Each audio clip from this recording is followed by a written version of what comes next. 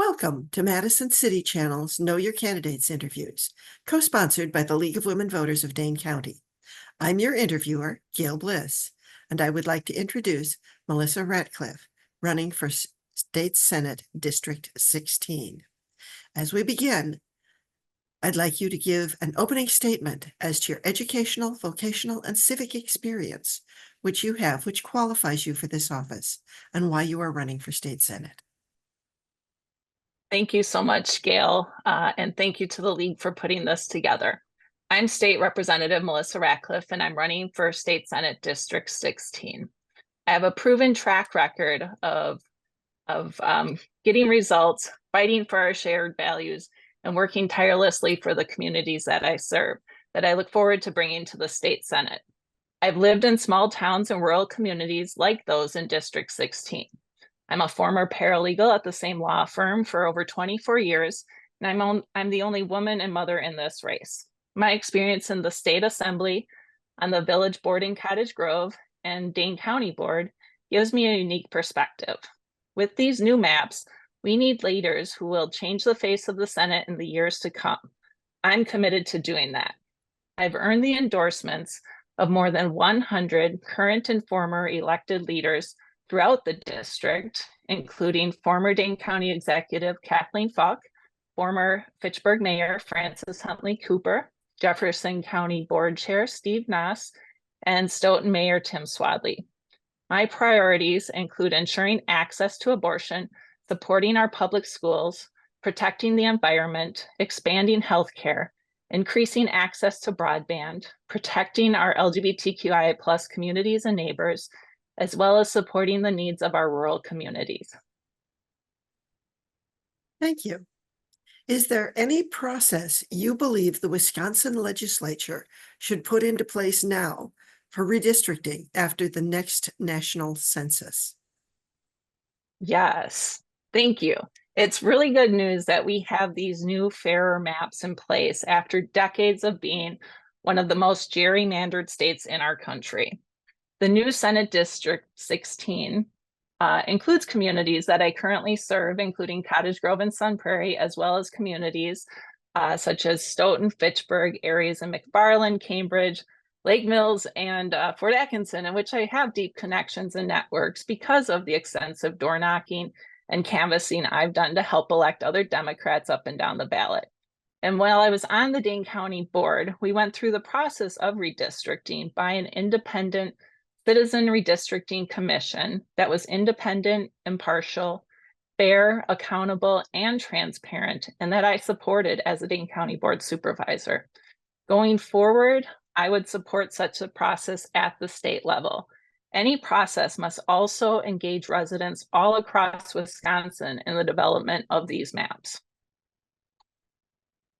Thank you. What issues, if any, do you think you could work on effectively in a bipartisan manner in the next session? Thank you. One issue that I've worked on at the Dane County level and now in the state assembly is broadband expansion in our state is very important throughout, because broadband impacts so many different facets of our life. And something being in the assembly on the Rural Development Committee was the top thing that we heard would be beneficial to our rural communities, because residents in this day and age need broadband access for so many things, from mental health services to school to employment. Our farmers need it for agriculture. So it's one of these issues that can be bipartisan, that we were able to get $1.055 billion from the federal government to our state for broadband expansion. And I look forward to working on in the Senate next year. Thank you. What role, if any, do you think the legislature should have in addressing conditions in Wisconsin's state prisons? So we know that there are several different issues going on in our prisons, and at the Dane County level, again, this was something that I was able to work on with our Dane County Jail, being that it was built, our city county building was built in the 1950s. It's very inhumane facility that was unsafe for those people who were incarcerated. And it took a long time for our county board to finally approve a new facility. So we need to look at having new spaces for people who are incarcerated that are safe and humane. And we need to look at staffing our facilities appropriately. When Act 10 went into place, it really took away the ability for our employees at the prisons to advocate for themselves for safe working conditions and pay that met that met what the job entailed. So we need to look at making sure that our facilities are safe, not only for those incarcerated, but also for those who work there, and that they're adequately staffed. And it's not just about the facility itself, it's also about enacting broad criminal justice reform, because we should be rehabilitating those that are incarcerated, it's not just about punishment anymore. We need to make sure that that once they're there, that they're able to get the care that they need and understand how to not get into the same situations where they're that led them to get incarcerated to begin with, so that they can come out and be productive members of society again. Thank you. What role do you think the state legislature has in ensuring successful outcomes for all students, including those with disabilities? Yes. So our schools, I've been a big advocate for more funding for our schools. I'm a product of Wisconsin's public schools, as are both of my children. As we know here in Wisconsin, public schools are the foundation of strong communities. And as Governor Evers says, what's best for our kids is what's best for the future of our state. So in the Assembly, I've supported Governor Evers' agenda to invest more in our schools, in mental health services for our young people, and to use part of the state surplus to do so. I do not support using public money to pay for these private voucher schools. We must increase funding for special education too. And despite Democratic efforts, the reimbursement to our local schools for special education is about 30%, which creates significant budget challenges for the districts. And it pits worthwhile programs against each other. So our students and their families deserve better. And I'm committed to continuing to fight for our public schools, for our students and teachers. Thank you. Are there any steps you believe the legislature should take to further address mental health and substance abuse disorders? Yes, there is so much more that we could be doing. In the state legislature, I've supported Governor Evers' agenda for more mental health services in our schools. I also supported being on the Dane County Board. There's this Bridges program that provided more funding for our schools for mental health services, because I believe it's important to support making it less of a stigma to say that you're seeing a therapist or that you need help and want to talk to someone. We also have healthcare deserts throughout our state, and why I believe it's important to have broadband expansion so that people have access to the internet and care that they need. If they can't get there physically, that they can get there through the computer. I also know the importance of supporting mental health resources for our students, and why I'm such a big advocate of our LGBTQIA students for being accepted who they are. I formed a caucus in the legislature, the Transgender Parent and Non-Binary Advocacy Caucus, to advocate for our transgender and non-binary youth to push back against the hateful rhetoric and anti-transgender legislation that was coming out of the Capitol.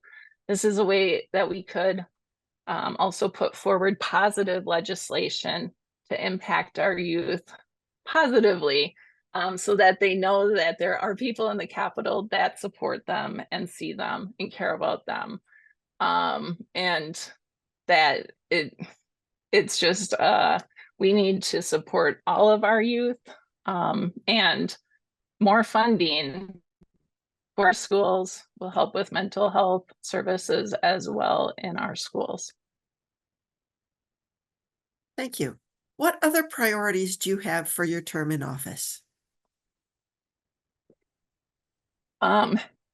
Access to abortion services is what I have heard at doors since I've been out there, and what I heard this whole term in the assembly since Roe v. Wade was overturned, since the Dobbs decision.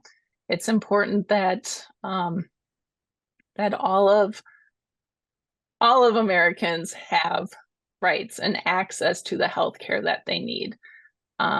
Being the only woman and mom in this race, I approach this issue with firsthand understanding. I think it's unthinkable, really, that my children have fewer rights than I had. And every Wisconsinite should have access to the care that they need. So we need to make sure that abortion is safe and legal, that people have access to contraception, IVF, and gender-affirming care. And that's what I'm committed to this next session, and what I've been working hard for, and why I've been working hard to make sure that other Democrats get elected at all levels. Over these past 8 years, I've been working towards that. In the Senate, regardless of whether we have a majority, I'll continue to support and promote bills that repeal the 1849 state law criminalizing abortion, that ensures access to reproductive health care and improves maternal health and outcomes for women of color and their babies, and will fight the hateful attempts to restrict access to gender-affirming care. Thank you. What would you like to say to the viewing audience as we complete this interview? Again, I want to thank the League for doing these interviews, for having me today. I really appreciate it. I'm excited about representing State Senate District 16. They said it has areas that I currently represent, with some Prairie and Cottage Grove, and Cottage Grove is where I live. It also includes areas such as Cambridge, Fort Atkinson, McFarland, and Stoughton that I have deep connections and networks because of the extensive door knocking and canvassing that I've done to help elect other Democrats up and down the ballot. It also includes Waterloo, where I lived before moving to Cottage Grove more than 10 years ago. I'm honored to have the endorsements of more than 100 current and former elected officials in this three-way primary who trust me to work for you and their communities on the issues that matter most. I'll bring a unique perspective, focus, determination, and willingness to roll up my sleeves and get things done that we need in the state Senate. So I ask people to check out my website, ratcliffforsenate.com, and I ask for your vote on August 13th. I look forward to working with you, representing you, and joining with you to move Wisconsin forward. I want to thank Melissa Ratcliff for speaking with us, and thank the viewing audience for taking time to know your candidates. I want to remind everyone that primary election day is Tuesday, August 13th, and the general election is Tuesday, November 5th. Every election is important. Please vote. On behalf of Madison City Channel and the League of Women Voters of Dane County, I thank you for joining us.